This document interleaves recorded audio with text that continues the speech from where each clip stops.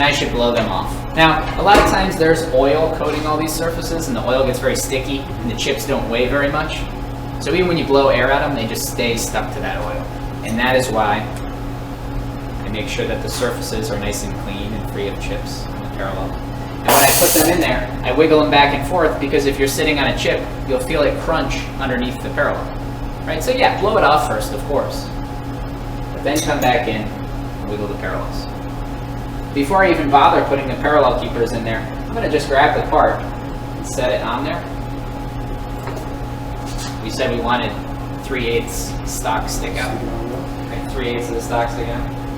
So I'll come down here and I measure, and I have 376 thousandths.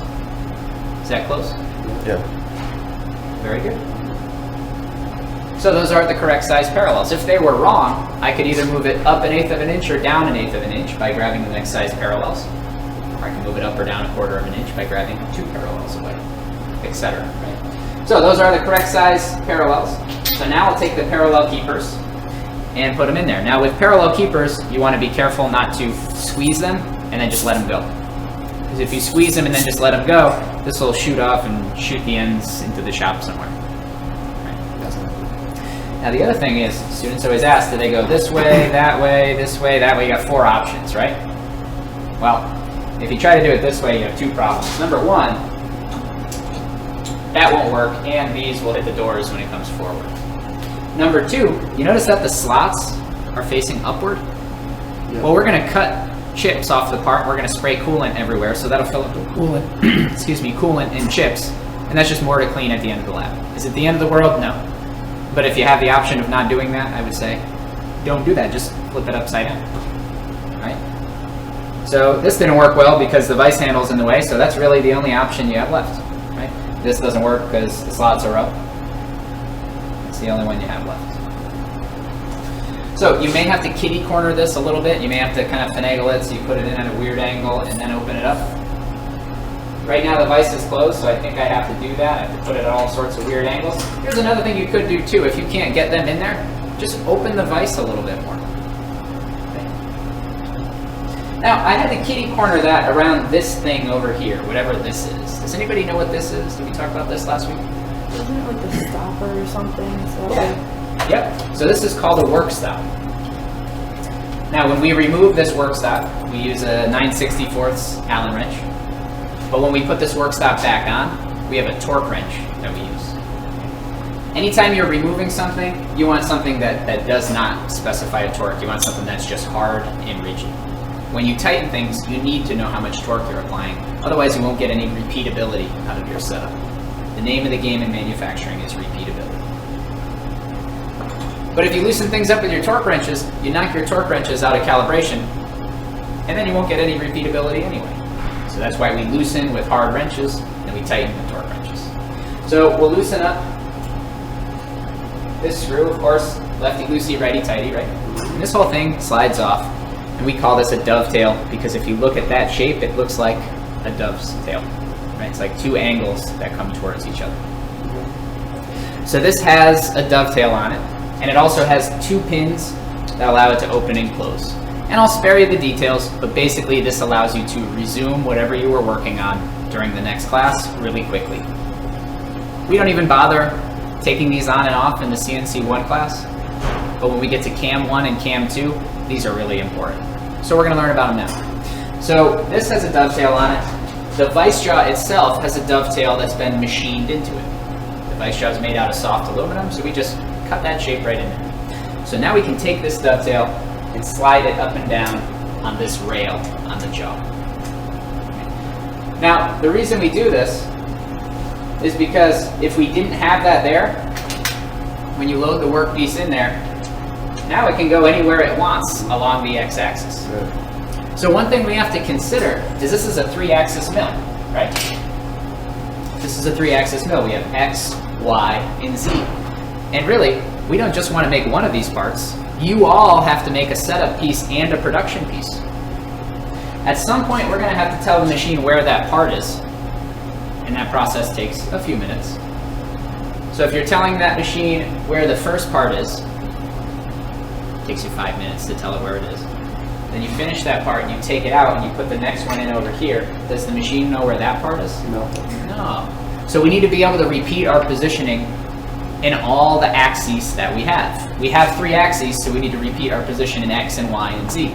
If we put our part in that fixture over there, we have 5 axes, so we have to be able to tell the machine where the part is in X and Y and Z and A and B, right?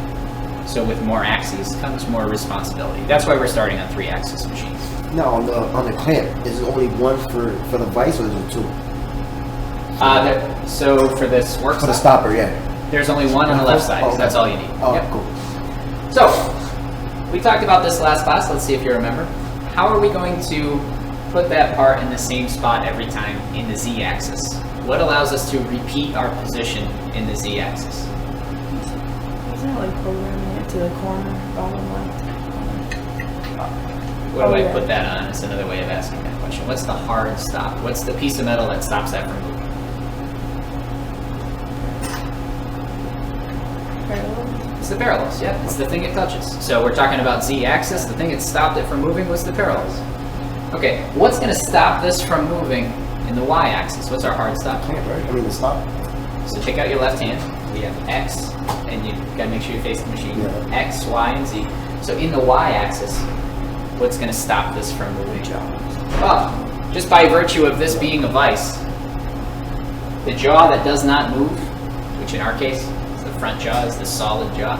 The jaw that does not move is the thing that's going to hold this in the same spot. In a self-centering vise, both jaws move, so the center line of the part would be your hard stop. So far our hard stops in Z are the parallels, and in Y is that jaw of the vise right there holding this surface in the same spot. What's our hard stop in the X?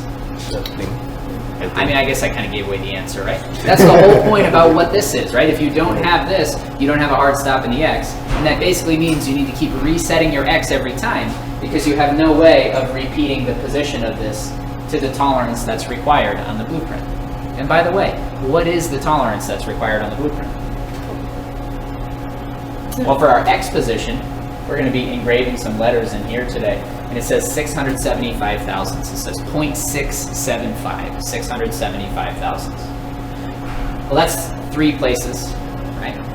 6 is the first place, 7 is the second place, 5 is the third place. And if we look down here in the title block, we see that 3 place decimals automatically have a plus or minus 5 thousandths tolerance. So how big is 5 thousandths of an inch?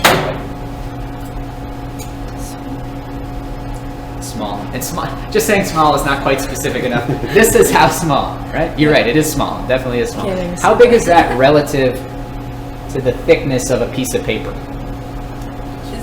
Isn't it like 4 thousandths of the paper or something? So it's like Piece of paper is typically about 4 thousandths thick. This one is 4 thousandths thick. Right, rough numbers. They're not all the same. Depends on the quality of the paper that you have. Your diploma from high school is probably on thicker paper. But yeah, your average piece of paper is about 4 thousandths thick. So, basically, rough numbers, we can go plus or minus the thickness of a piece of paper. So I don't think you're going to be within that window if you just try to do this by eye. I don't think you're going to be within that window if you try to do this with a ruler off some reference point. Maybe you could get within plus or minus a 64th of an inch by doing that. And then also you're relying on the skill of the operator. It's probably not a good idea, right? Right? Maybe you could do that all day long, but then I come in and I hold the ruler differently, and now all the parts are bad. So really the blueprint is telling me that I really need to use a work stop because of that right there. You just have to know how to read it. And that's what this class is about, is learning how to read it and apply it. Okay, so 2/3 of our setup is done. We have our parallels for our Z. Our vise naturally holds our part in the right position in the Y. For our X, we have to put this work stop on. Now again, I said Allen wrench to take it off, because you don't want to knock the torque wrench out of calibration. We want the torque wrench to put it on. So we have a big old torque wrench for tightening the vise. Well, it's because the vise needs a lot more torque. We have a smaller torque wrench for tightening this work stop. Because this work stop does have 2 rails on it. These 2 rails are just metal pins, and they're not that big. They look hard, and they are hard, but you can put a huge amount of torque on this screw, right? So when we clamp this, if we clamp this too hard, we'll bend those pins. Basically, the position of this right here will move in space. Now it's not repeatable when you take it off and put it on again. Again, that's more of an issue in Cam 1 and Cam 2. I just want to show you how to do it the right way to begin with.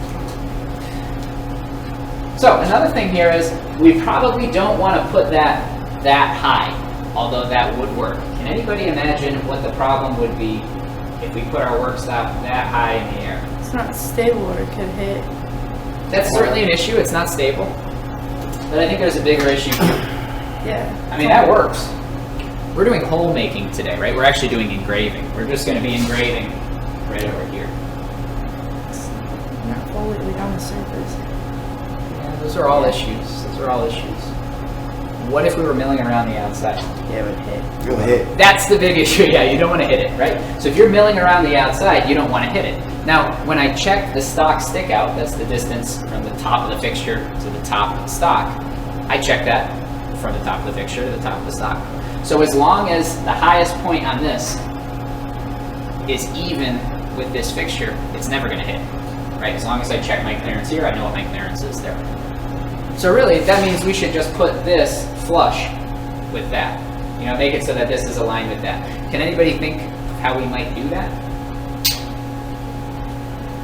Well, what if we just grab any old straight edge? I happen to grab a parallel because I know this is a nice straight edge here. So what if we bring this down so that it's level? Yep. And then we tighten it down. All right, so now I know that this and that are flush with each other. This is not higher than that. I'm not going to machine this if I check my clearance to that. Okay. So that's an important point. That's how you put a work stop on. Now, the one thing I didn't cover is how much torque do you use on this torque wrench? It's not much at all. It's 15 inch-pounds. You can see the little red line there? That's really the only thing we use this for is that one work stop. So it'll normally be set to 15 inch-pounds, but occasionally someone will come up here, pull the bottom down and rotate it, and notice what happens when you do that. Now it's at 10 inch-pounds. Right? The name of the game in CNC is repeatability. If one time you tighten it with 10 inch-pounds and the next time you tighten it with 15 inch-pounds, that is not repeatable. That is going to add error into the part in that specific dimension right there. Right? So to adjust this, you pull this little black piece down, clockwise, increases the torque, counterclockwise, decreases the torque. You look at the scale to see where you're lined up. And this unit, again, is inch-pounds. All right. So our fixture is almost completely set up. Now we'll take our workpiece. We have already measured this to make sure it's the correct size. Put the workpiece in the fixture. Now we're going to use this torque wrench. Completely different torque wrench, right? Completely different unit. This is rated in foot-pounds. Does anybody know what that unit means, by the way? Foot-pounds, yeah. It's a unit of torque. It's rotational force. So if you had a lever arm that was 1 foot long, and you put 1 pound on it, that's 1 foot-pound. If you have a lever that's 1 foot long and you put 2 pounds on it, that's 2 foot-pounds. Okay. What if you have a lever that's 2 feet long and you put 1 pound on it? 2 foot-pounds. You take the number of feet, the number of pounds, you multiply them together. Right? Simple enough. So you can put that much rotational force on something, and then this clicks when you get to that torque. So this has a bunch of different adjustments to it. You adjust them all by pulling this down and putting this to whatever you want. So the scale is right here. It says foot-pounds. There's another scale on the back that says Newton meters. We're not using Newton meters. So foot-pounds, if I pull this down and twist it, I can see that right now we are at 20 foot-pounds plus 0. If I turn this 1, we are now 20 foot-pounds plus 1, so that's 21 foot-pounds. 22 foot-pounds, 23 foot-pounds, 24, 25, 26, etc. By the time we get around 1 full rotation, we're now back at 0. Well, we've hit the next number on the scale. We're at 30 foot-pounds. So for today, I'm going to put 30 foot-pounds of torque on this.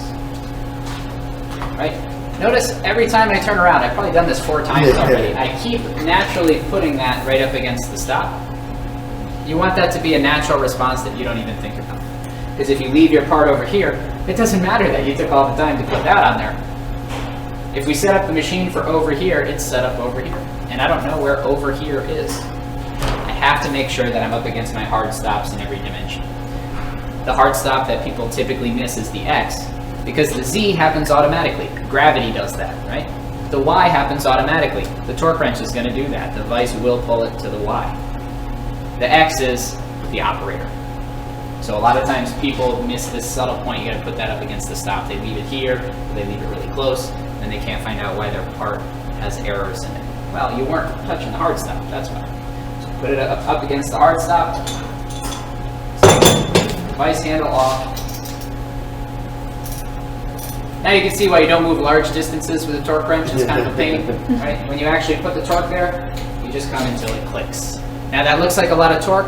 A lot of times muscular people will just blast right by that and they put 100 foot-pounds on. And then we have to get a breaker bar to open the vise back up. This really doesn't take much. I mean, 2 fingers at 30 foot-pounds. And we rarely go over 40 foot-pounds. So if you're pushing much harder than 2 fingers, you probably are the person who blasted right by that. It's going to be very difficult to get that open again. So that's it for stock setup.